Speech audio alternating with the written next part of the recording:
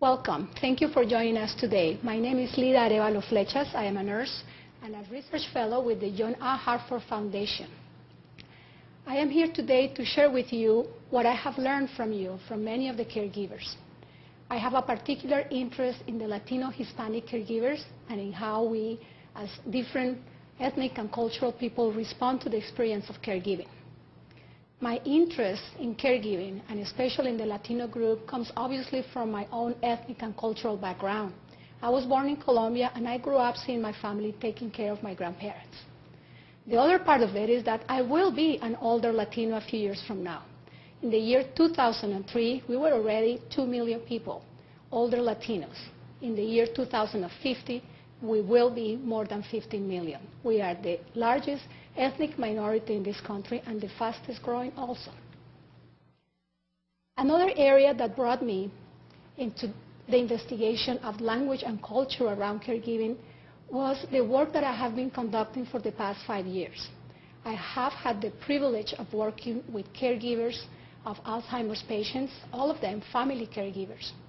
And in some of the interviews and the experiences that I have had with them, it became obvious that there were words like burden and coping and even the word caregiver that just did not make much sense.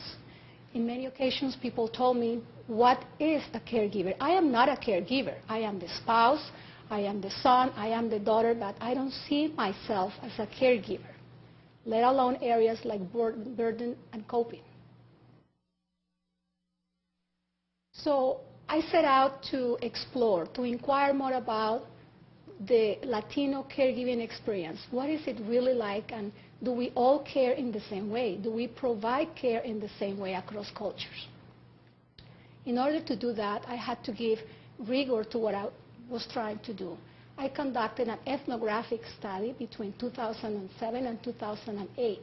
Ethnography is nothing else than observation, analysis, of interviews, of materials, and of many things to come up with a cultural explanation of what the values and beliefs are about a certain experience, in this case, the experience of caregiving. I had the privilege of having many key informants. By many, I mean over 100. I had the privilege of interviewing them. They were most welcoming. And in fact, I was surprised at the generosity of their invitations to tell their stories. I had also the honor of being invited into many homes, of participating in their family life, of observing them and day-to-day experiences. And I also had the privilege of being invited to Colombia, my native country, where I had the opportunity to do the same things that I did here in South Texas. I had the privilege of being invited to many caregivers' homes here in South Texas and also in Colombia. The image that you see is just a summary of some of the things that we did with approximately 56 caregivers. Some of them were informal interviews.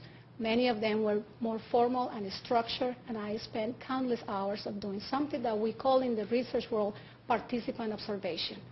Many records of all this information were kept. There were tapes. We had field notes. I had to keep a reflective journal of my impressions, my interpretations that I had to check with the caregivers. What I thought I had heard, what I thought I had seen, was that what they really wanted to share with me. In addition to the transcriptions, I incorporated into the investigation something that we call artifacts. Artifacts are nothing else than objects that I made part of the investigation. The first one is a book called Mi Mamacita Tiene Alzheimer's, or My Beloved Mother Has Alzheimer's. The book has been published, but at the time that I was conducting the investigation, the author, Terry Vasquez, was very generous and gave me her entire manuscript. Terry is not a professional writer.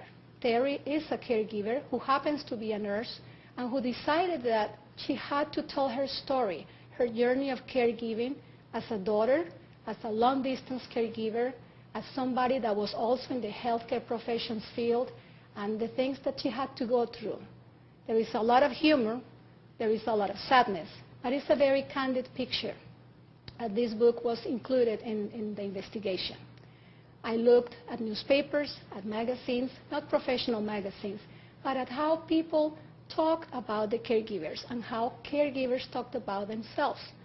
how support groups and institutions try to teach the caregivers about how to decrease their stress, about how to take care of themselves, and what was the terminology that was being used, both in English and in Spanish, to convey to the Latino caregiver that this was a very hard experience.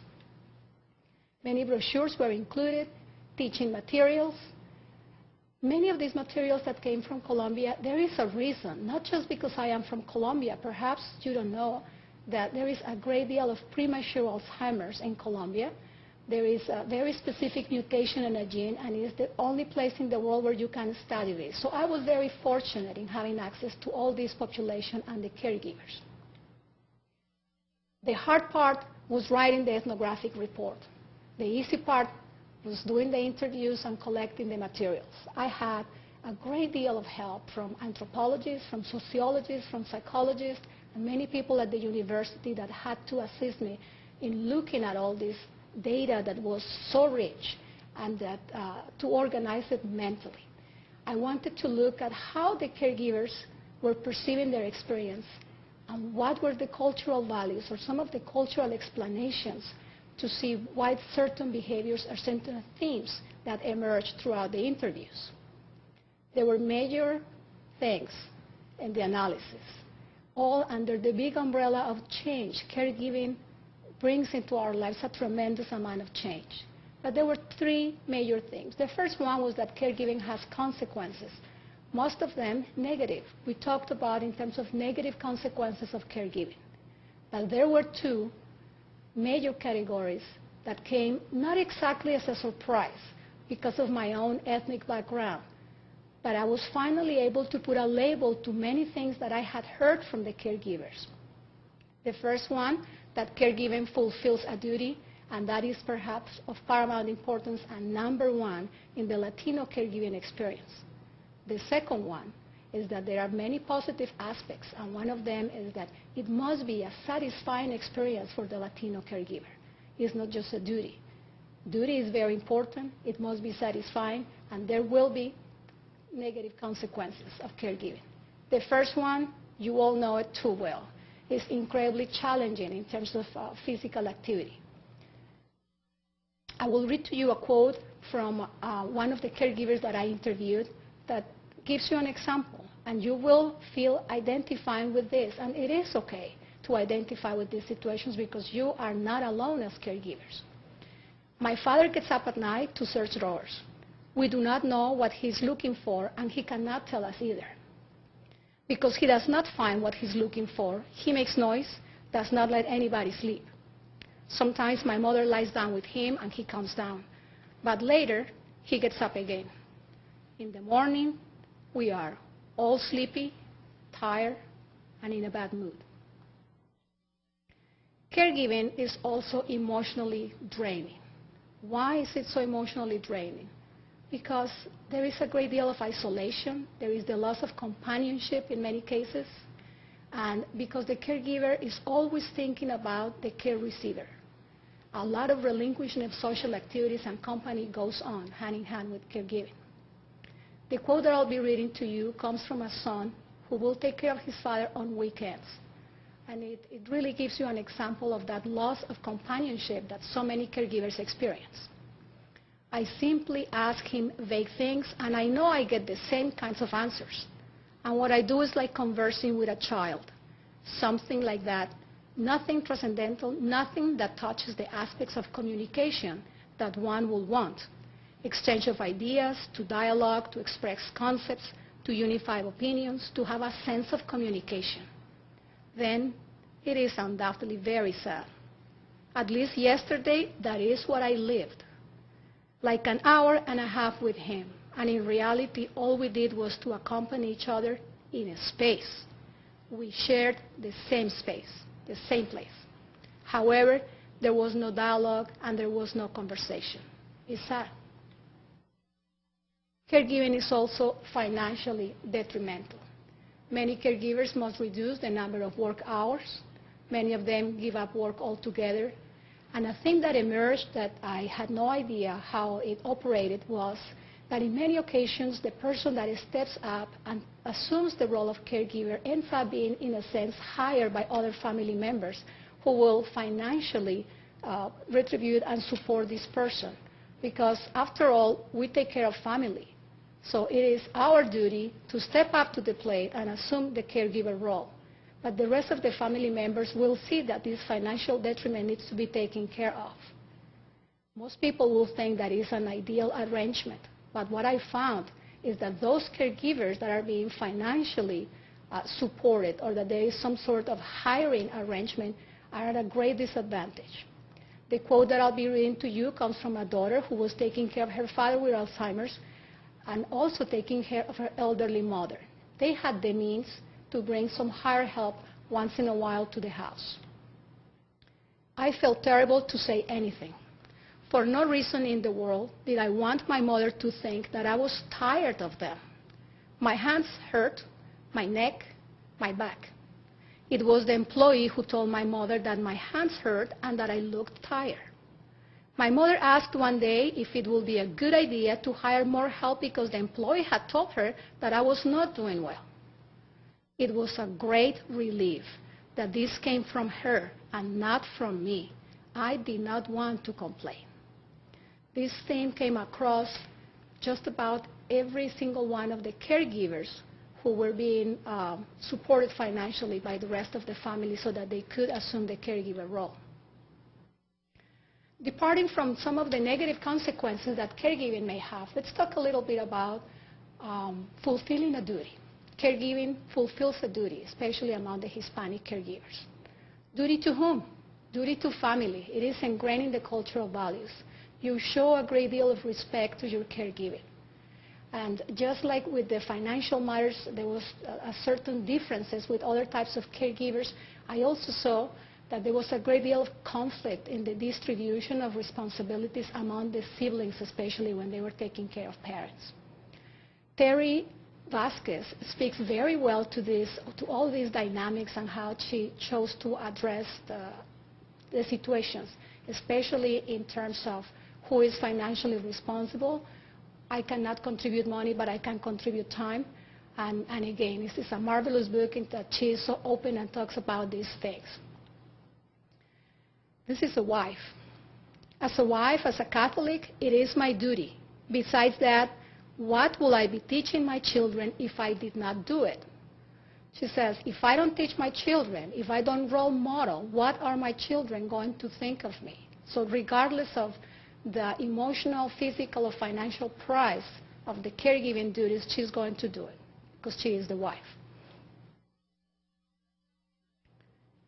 This quote was given to me by a caregiver, a wife who was taking care of her husband with Alzheimer's, a husband who was physically and emotionally abusive to her and her children during their entire marriage. And she says, for the first time in his life, 2 weeks ago, he told me that he wanted to go to the bank to get cash to buy Christmas presents for the children.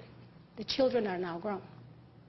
He even told me that he had heard me say that I wanted to buy socks, and he wanted to buy them for me.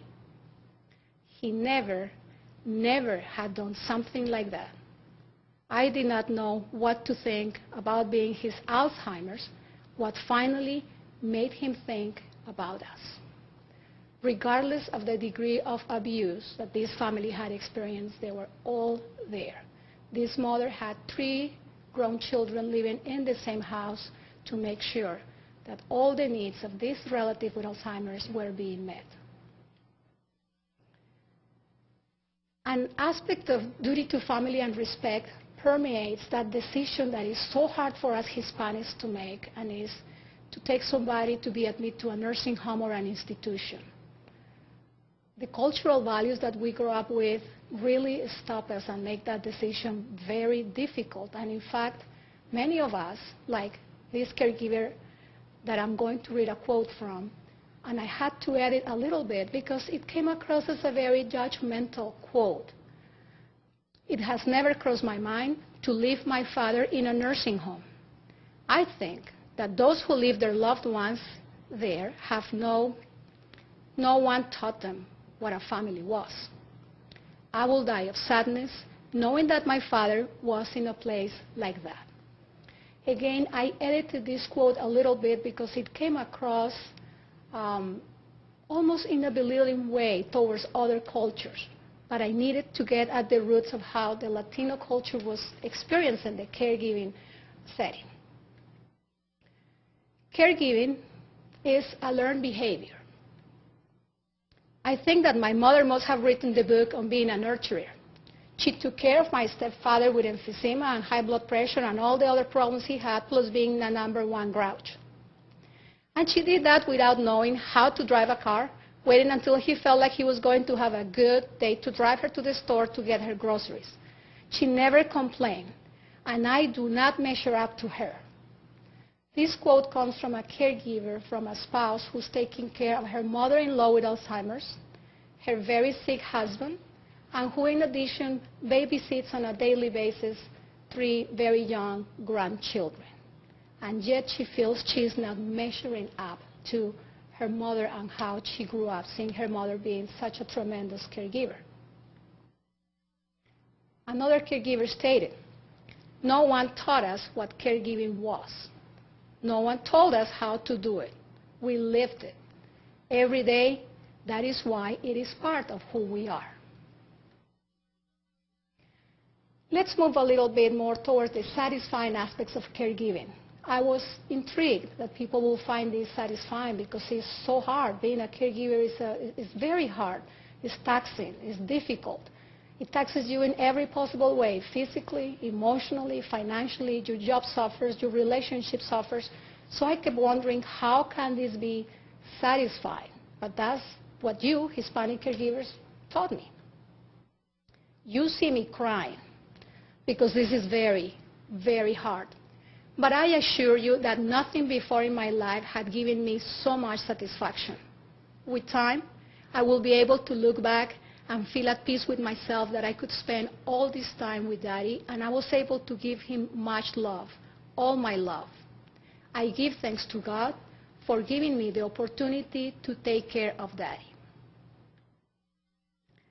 The theme, caregiving is my opportunity to give back, came under that high degree of satisfaction that the caregivers needed to experience.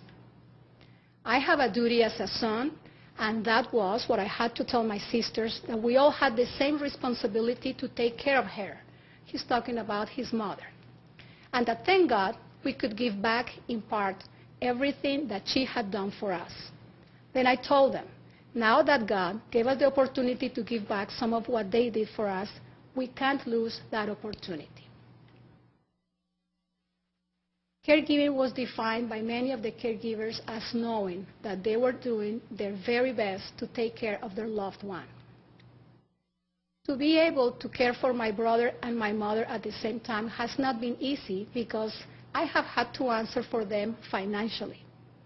But I have learned that I've given the best of me and I've done the best I could. I even learned to be more assertive. It gives me great peace to know that the day my mother dies, I will know that I did do the best I could and that I did not save any effort to give her the best. This quote comes from a 68-year-old woman who was taking care of her mother with Alzheimer's and also taking care of her oldest brother who had severe learning disabilities. At the age of 75, he was attending an adult daycare where he will learn how to button up his shirt, how to tie his shoes. There were very severe disabilities, and yet this was the attitude from this caregiver. Caregiving is a sacrifice, and there is satisfaction in sacrificing for others. It is a sacrifice. First, it is part of our religion that we're not alone, even though things look dark and sad. One has to think in the sacrifices that our Lord made for us, then what one is doing is simply to fulfill an obligation.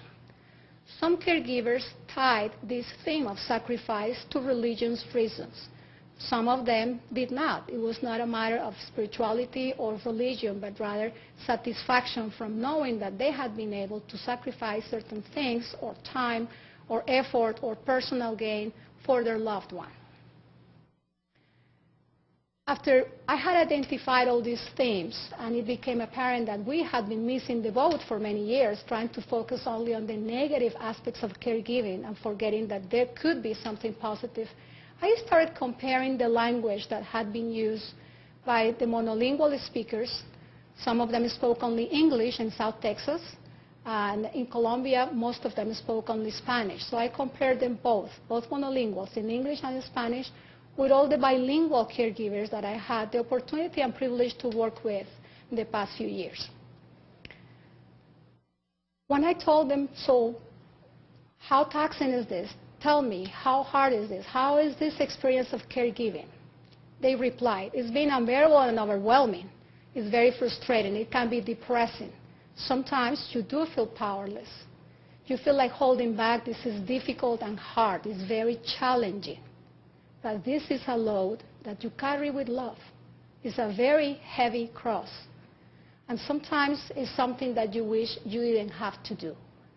But as you can see, the word burden does not come across. This is a tremendous responsibility. But my bilingual caregivers never said this was a burden. The monolingual caregiver said, it is a great responsabilidad, a responsibility. It's been difficult. Sometimes I feel despair. It's a great sense of obligation. Es el deber, es el sacrificio. And they said, it's a very heavy cross. The theme came around again. Es una cruz muy pesada. But I do it with love. Es una tarea pesada que se hace con amor. So regardless of the language being English or being Spanish, they agreed. It was very easy for me to find the literal translation of either language. And this is what we have here. And then the part that kept bothering me about this burden term in English that has been translated to the word carga in the professional literature. When I asked them, the caregivers, actually none of them used the terminology carga or burden. I had to be the person introducing the term, and I will do it saying things like, some of the caregivers that I have worked with have mentioned that this is a great burden to take care of somebody like this. Is that something that you have experienced? And I did the same with the word carga. I learned from you that is very demeaning in a sense, that is offensive to many of you Latino caregivers to categorize what you do as a carga or as a burden.